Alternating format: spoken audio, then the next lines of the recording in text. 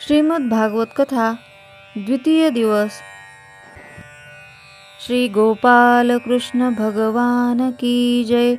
श्रीमद् भागवत भगवान की जय। मागच्या भागामध्ये आपण पाहिलं की भागवताची निर्मिती कशी झाली। आता भागवत ग्रंथ तर व्यास महर्षींनी लिहिला। 18,000 श्लोक, 335 अध्याय, 12 स्कंध, चतुश्लोकी भागवताचा अशा प्रकारे व्यास महर्षींनी विस्तार केला आणि ग्रंथ लिहून पूर्ण झाला। पण हा ग्रंथ आता योग्य व्यक्तीला प्रदान करावा असं व्यास महर्षींना वाटू लागलं। मग ते योग्य व्यक्तीची वाट पाहू लागले। तेव्हा एकदा त्यांचे शिष्य वनामध्ये गेले।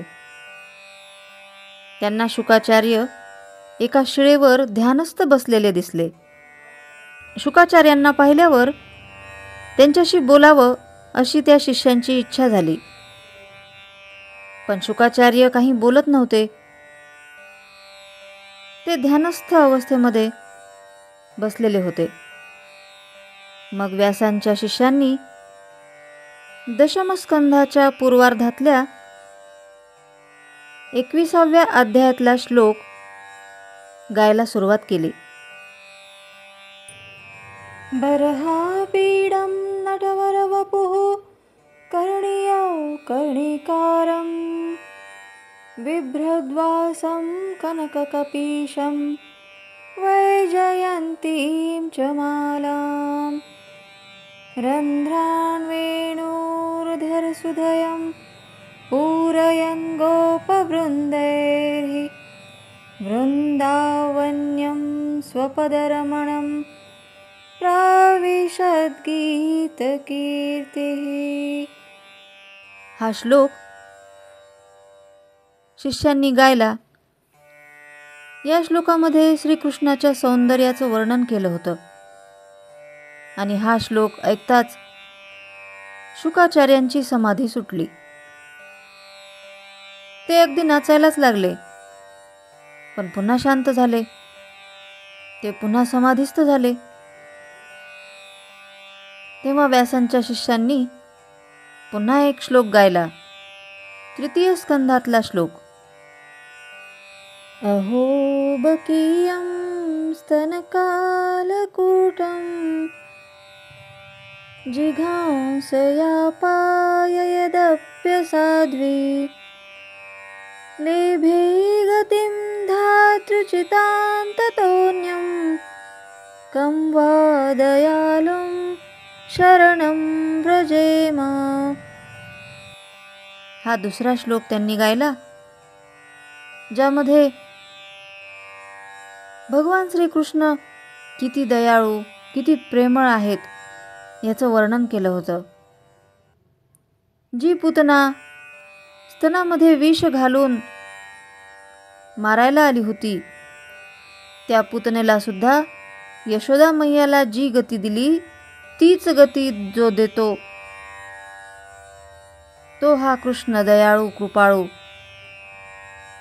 मग त्याला सोडून कुणाला शरण जावं असं त्या श्लोकामध्ये वर्णन केलं होतं। म्हणजे भगवंताच्या दयाळूतेचं, भक्तवत्सलतेचं वर्णन ऐकून शुकाचार्य त्या शिष्यांना म्हणाले, मी हे श्लोक ऐकून खूप आनंदी आणि उत्साही झालो आहे।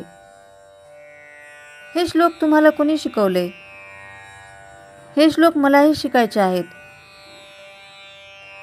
तेव्हा शिष्य म्हणाले, व्यास महर्षी आमचे गुरु आहेत, त्यांनी आम्हाला हे श्लोक शिकवले। मग तुम्हाला जर हे श्लोक शिकायचे असतील तर चला आमच्या सोबत आमच्या गुरुकडे। मग व्यासांच्या शिष्यांनी शुकाचार्यांना व्यासांच्या आश्रमात आणलं आणि शुक मुनींना आपल्याकडे येताना पाहून व्यास महर्षींचे डोळे पाणावले। ते विचार करू लागले, जो पुत्र जन्मल्याबरोबर आपल्याला सोडून गेला त्या पुत्राला या भागवताने पुन्हा वापस आणले। म्हणून व्यासमहर्षी खूप आनंदी झाले आणि शुकमुनीला म्हणू लागले, बाळ, तू चिंता करू नको. मी तुला संपूर्ण भागवत सांगेन, शिकवेन. पण तू माझा पुत्र आहेस म्हणून नाही, तर तू हे भागवत शिकण्यासाठी पात्र आहेस म्हणून मी तुला हा भागवत ग्रंथ शिकवेन. आणि मग व्यासांच्या चरणाजवळ बसून शुकाचार्यांनी भागवत शिकले, भागवताचं अध्ययन केलं. अशा प्रकारे दोन्ही प्रश्नांची उत्तरे त्यांना मिळाली. भागवत कसं निर्माण झालं आणि ते शुकाचार्यांनी कसं शिकलं. पुढील कथा पुढच्या भागात पाहू. जय श्रीकृष्ण. स्तोत्र, मंत्र, संपूर्ण भगवद्गीता, एकनाथी भागवत आणि श्रीमद भागवत कथा नित्य ऐकण्यासाठी आणि त्याचबरोबर डोहाळे, पाळणे, उखाणे आणि खास महिलांसाठी किचन टिप्स हे ऐकण्यासाठी माझ्या या चॅनलला आपण अजून सबस्क्राईब केले नसेल तर एकदा नक्की सबस्क्राईब करा आणि हो, लाईक व शेअर करायला विसरू नका.